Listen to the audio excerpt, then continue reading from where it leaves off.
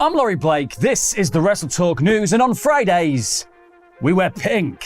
Our top story today involves a wrestler who likes to get high being brought low by the competition between WWE and AEW. With WrestleMania XL set to emanate from Philadelphia, the home of the Liberty Bell and unprotected chair shots, many assumed that the alumni of Philly hardcore wrestling outfit ECW would be getting some time to shine on this year's show of shows. But for one wrestler, it seems like they may have been scrapped from the show and they are not at liberty to fully disclose it because of bell ends.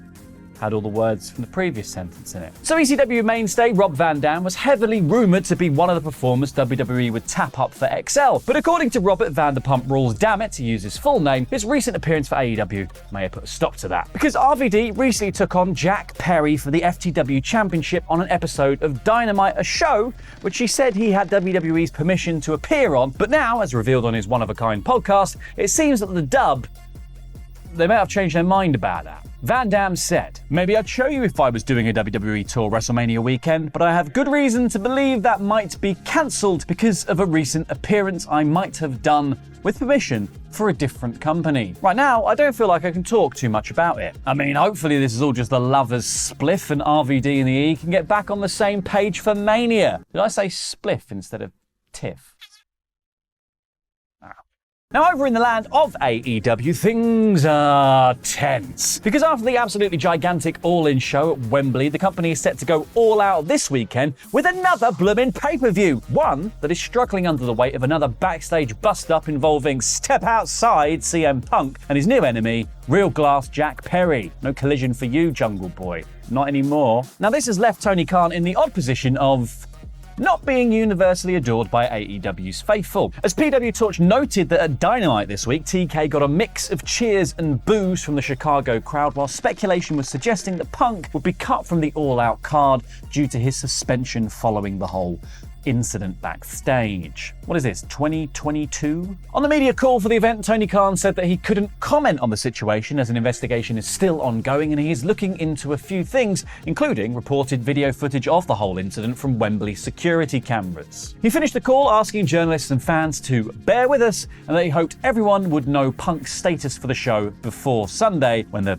Philadelphia fans and the Chicago crowd are really going to kick off. So let's quickly run through the option. One option is Punk's suspension ends before the show. They make an exemption for him to appear on the show, or he just doesn't appear at all, which seems more likely. And according to House of Wrestling, it seems like the proceedings are leaning towards that latter statement, as they said they had learned that Punk and Khan had not been in direct communication since All In, and that Punk appearing on All Out or Collision this weekend was highly unlikely. Chicago crowd go wreck house. Go wreck house. Now moving on. Whenever Friday comes around, it's certainly a cause for celebration because not only do you get to see me dressed to the nines in my finest pink attire, but we of course get Friday Night SmackDown. You know, the show that isn't 3 hours long.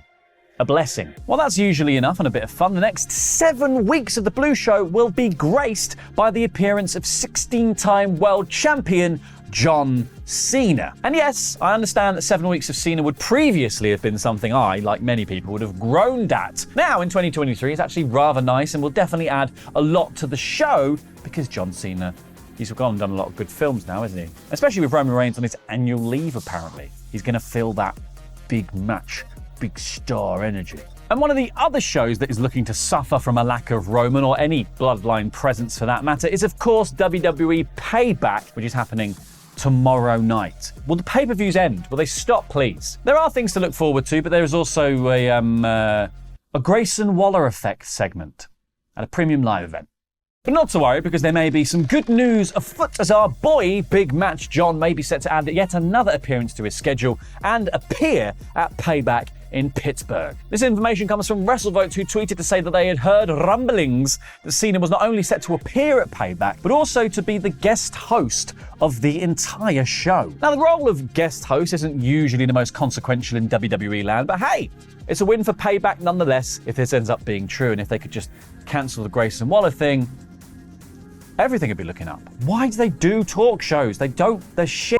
Speaking of payback, one of the matches of note on the show is Trish Stratus versus Becky Lynch in a steel cage match. Now, most would agree that while this feud has been pretty good for the most part, most are ready for the women involved to move on to new things post-September the 2nd. Now, for Lynch, this was obviously never in doubt. As for Trish, however, many perhaps may have assumed that the Hall of Famer may have been set to resume her retirement. But what if I told you that wasn't actually the case? What if instead Trish was sticking around in WWE and she would be the one to get the next bite at Rhea Ripley? Well, in a curious post from her Instagram story, Trish indicated that she was looking beyond Lynch, posting an old image of herself and the Eradicator, along with a fan poll asking if people would like to see Mammy versus Mother as Raw's next major feud. Mammy versus Mother, definitely something I've seen on some salubrious websites. It's worth noting that Trish could, of course, just be pulling the wool over her eyes, and she may in fact still depart following Payback. However, it seems more than likely that this career renaissance may be continuing. All I have to say is, thank you, Trish. Now, yesterday's top story pertained to a pair of secret WWE signings that may have been made as far back as late 2022, that being Akam and Razar, known collectively as the Authors of Pain. Now, 2023 has been notoriously scant on the recruitment front for the company, due reportedly to the impending sale of the company to Endeavor. But the times they could be a-changing, as following the news of AOP, as well as former AEW star Brian Pillman Jr., there's been potentially yet another new face coming through the WWE door. However, unlike Pillman and AOP, fans could be forgiven for perhaps not knowing too much about this next arrival. That is, unless you were an avid watcher of the late NXT UK brand. Nobody was, because it was just there to stop other shows like Progress and things being successful. Because the man in question is one Turbo Josh Terry, who made a bunch of appearances on NXT UK between 2018 and 2022. Turbo Josh. However, like many others from the brand, who was not brought along to the current NXT when the UK brand closed. That is until now, maybe. While not official, Terry did make an appearance on NXT Level Up on August the 29th under the new name of Riley Osborne, picking up a debut win against Javier Bernal. Now, given the fact that Terry was handed a win in his debut, he's changed his Twitter handle to Riley_Osborne_WWE and has added NXT to his bio. It kind of suggests that he's going to stick around in the company for a little while yet. It's perfect. We've done that. We've got the Authors of Pain. We've got Brian Pillman Jr. We now just work out where Carlito is. He has been signed for months now, apparently. We're hopping back to AEW now, and when many of us saw Mercedes Mone tweet pictures of herself in jolly old London early on Sunday morning, I think a lot of us were expecting an in-ring confrontation of whoever won the Women's Championship four-way at All In. But instead, we just got the boss sitting aloft in the skybox, watching the action unfold, leaving much to our imaginations as to what AEW does in fact have store for the former IWGP Women's Champion. Now, in a post-All-In presser, Tony Khan made clear that Mone was not yet cleared to compete, hence why she didn't get directly involved in proceedings. However, Tony did provide some further insight into Mone's AEW future at the All Out media scrum yesterday, painting a clearer picture as to when we could see the former Sasha Banks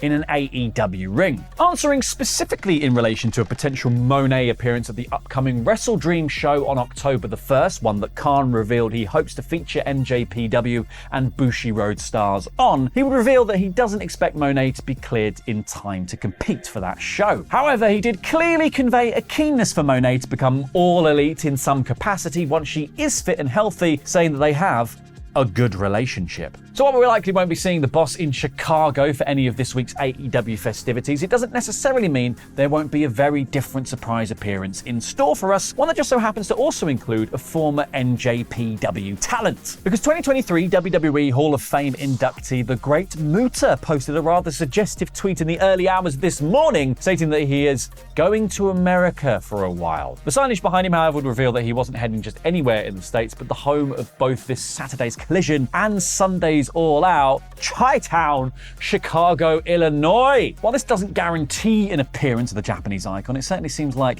heck, he may even give Ricky Steamboat some backup in his potential strap match with Ricky Starks at All Out. But what would you like to see Muta do at All Out? Let us know in the comments down below. Finishing up today, we've got a follow-up on some AEW backstage heat that was reported prior to last Sunday's All In. Now, the subject of this Heat was the extremely short-lived Mogul Embassy member AR Fox, the one who really needed to wash his vest. Now, following his heel turn and affiliation with the Embassy, Fox was advertised for the biggest match of his life at AEW All In as he and Swerve looked set to take on Sting and Darby Allin in a coffin match. However, in a questionable turn of events, Fox was punted out of not only the match, but of the Mogul Embassy entirely as Christian Cage replaced him at Wembley. Now, this change was said to be in relation to Fox being unable to travel overseas, something that he did not make AEW aware of. This reportedly left him with some heat from people within the company due to that massive oversight, which we're calling a lack of communication. Now, in the follow-up report from Fightful Select, more details are now available regarding Fox's current standing in AEW, because while other All-In absentee Ray Phoenix was also pulled due to travel issues, AEW were always aware of this ahead of time and never truly planned to feature him on the show at all. It was all a ruse. It was all a bit of wrestling kayfabe, which is the opposite to Fox, who was actually booked for Wembley. Now, Fightful confirmed that it was in fact Fox not being forthright with his travel restrictions that caused issues behind the scenes, especially as the report notes, given that Fox has actually been unable to travel overseas since 2016. Still unclear why Fox couldn't travel exactly. Maybe because customs for animals is harder. Now, the report notes that while Fox is generally well liked in the company, there was heat on him for the handling of the situation, with a decision being made to split him from the Mogul Embassy. This was something that some seemingly weren't sure of doing. However, they ultimately went with it, and it obviously facilitated Christian's inclusion in the coffin match at All In. What is going on in AEW? Get it together, guys. Big show this weekend. Get your heads screwed on straight. Happy Friday, folks. Have a nice weekend. All right, enjoy the wrestling. You enjoy it. Go on. No, go on, you enjoy it. You leave. You go. Watch that video. You go. Watch that video. You can leave this video. Leave me. Leave me. I don't want to talk to you anymore. I've done like 8 minutes on this stuff. Probably 10 by now. You go. Watch that. Just leave me. No, I'm fine. Just leave me. I'm fine. I'm fine.